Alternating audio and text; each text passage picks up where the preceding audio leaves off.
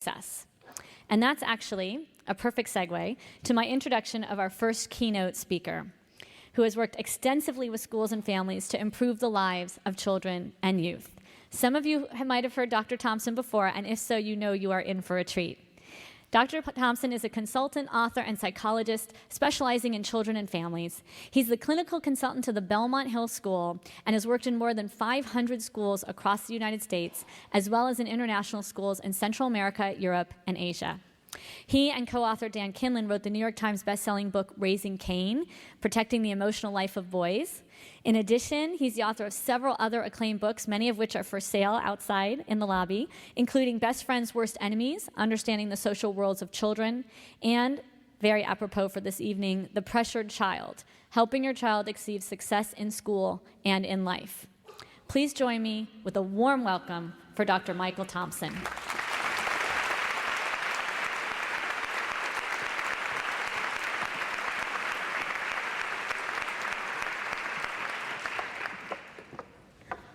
Thank you very much. I'm delighted to be here.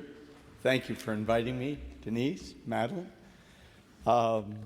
It's fun for me to be here with two other authors who share my zeitgeist, who share my view of schools. I am, as Madeline is, a clinical psychologist, and I have for the last 30 years been the psychological consultant to 5 different independent schools in the Boston area: Concord Academy, Buckingham, Brown and Nichols, the International School of Boston, Charles River School in Dover, and the last 15 years at the Belmont Hill School, which is an all-boys school, 420 boys, grades 7 through 12.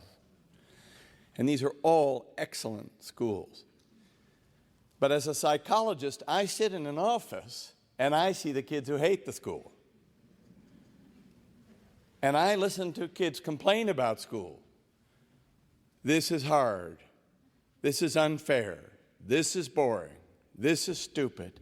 This is painful. This is scary. This makes me feel terrible.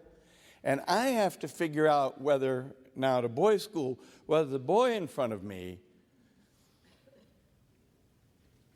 is really growing at my school or whether we are crushing him. Now, my faculty didn't like me to use that word. It was not the verb of choice for them. But I see my job as helping the kids who fall along the road, because there are aspects of the forced march at times at Belmont Hill School.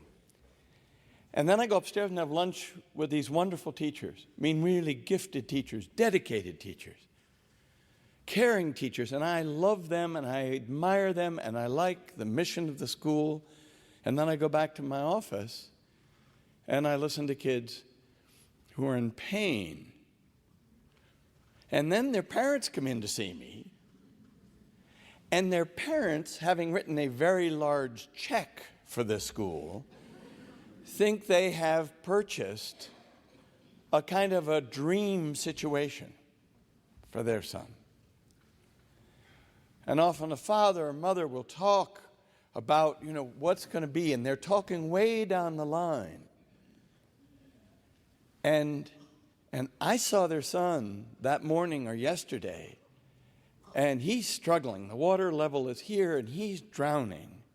And I'm thinking of saying, this may not be the right place for him. I don't send away a lot of boys, but I often think I have to really protect some boys from what we do. But that's only fair and right. And I know that a boy can thrive in some place that isn't quite as fast-paced and requires as high levels of productivity.